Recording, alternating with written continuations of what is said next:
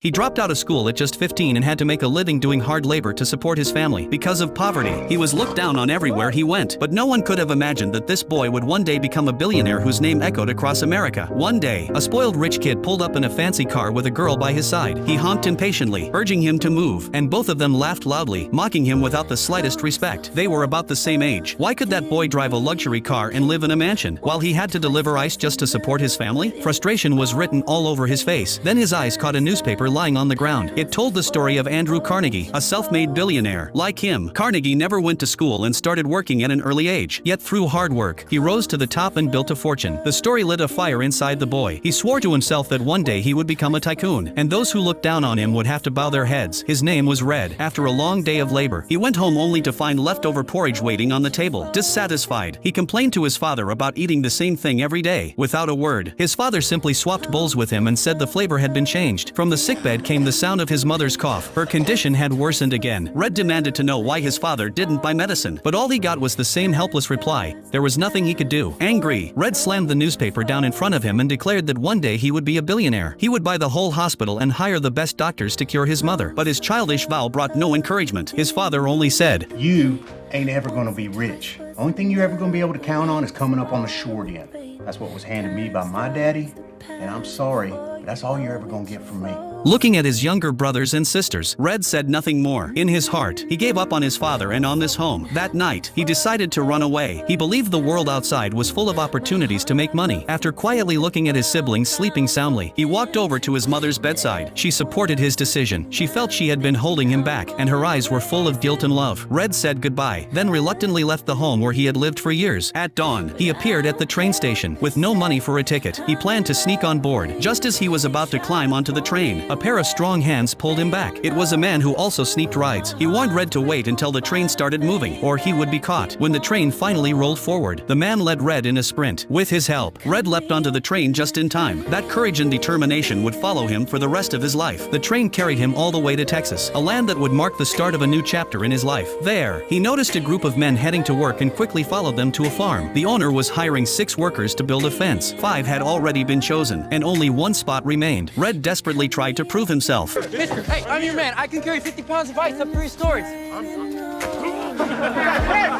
The farmer laughed and was impressed by his spirit. He gave Red the job, but driving posts into the ground was grueling work. Red was small and weak. When he finally managed to hammer in a post, a co-worker knocked it over with one push. He became the target of ridicule. Maybe Mr. Early can have you build him a rabbit fence next. Unwilling to give up, Red kept working even while the others rested. One of the young men who had mocked him earlier saw his effort, brought him water, and the two became friends. That night, while others played cards, Red sat quietly writing in his journal. He knew what he wanted. He refused to end up like these men, working for pennies their whole lives. He was determined to earn real money. The next day, he boldly approached the farmer with a proposal. If he could finish the work ahead of schedule, could he keep the savings as a reward? The farmer chuckled and said, "I do like you, son. Ain't gonna happen."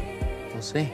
The following morning, Red was nowhere to be found. His co-workers thought the tough job had scared him off, but when they reached the site, they saw Red had worked all night. Not only that, he had come up with a faster method. Instead of everyone working separately, he divided them into 2 teams of 3, like a factory line. One measured and dug the holes, another placed the posts, and the third filled the dirt and strung the wire. This way, they could finish 3 times faster. The men gladly followed his lead. A job that usually took 3 days was done in just 1. The farmer, impressed, paid everyone and gave Red the bonus he had promised. He also told Red he'd call him first if new work came up. With his brains and determination, Red earned his very first fortune. He didn't waste it. The first thing he did was send money home to buy medicine for his mother. As he wondered what to do next, he noticed a man wearing a golden belt. Clearly, he was wealthy. Red rushed to ask him the secret of making money. Smiling proudly, the man told him Texas was full of riches, but Red wasn't looking deep enough. Red immediately guessed. Am I right?